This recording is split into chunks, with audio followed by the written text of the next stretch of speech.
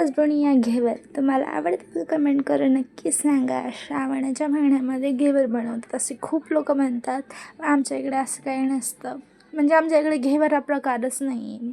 तर आम्ही मस्तपैकी बनवायचं ठरवलं आणि मी राखी पौर्णिमेच्या दिवशी बनवायचं ठरवलं. ह्याच्यासाठी खूप खूप खूप मोठा घाट घातला होता मी. ते काय घेवर असं होतं ना की ते बनणारच होतं, पण मी अशी हट्टावर होते की मला बनवायचंच होतं. छान 2-3 चमचे तूप घेतलं, त्यामध्ये बर्फ मस्तपैकी गाठून घेतला.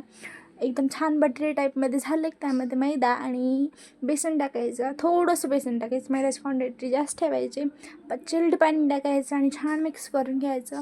दूध ॲड करायचं आणि एकदम छान मिक्स करून घ्यायचं. जोपर्यंत ते पातळसर आणि घट्टसर दोन्ही मिक्सर होत नाही तोपर्यंत त्याला मिक्स करायचं.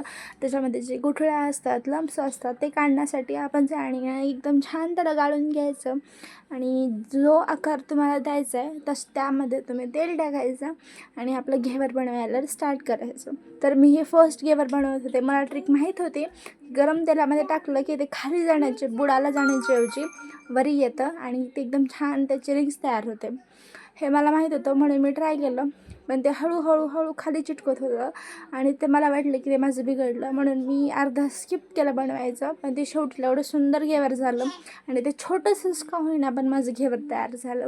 आणि बाकीचं मला करायचं होतं. मला खूप छान ट्रिक जमली होती, पण माझ्या दीदीनं ना मी ते घेवर शिजवेपर्यंत, ते एकदम छान सेटल होईपर्यंत, राखी बांधेपर्यंत तिनं पूर्ण बॅटर ते खराब करून टाकलं. तिनं ते घेवर बनवत राहिली आणि ते काही घेवर नीट बनलं नाही तिचं.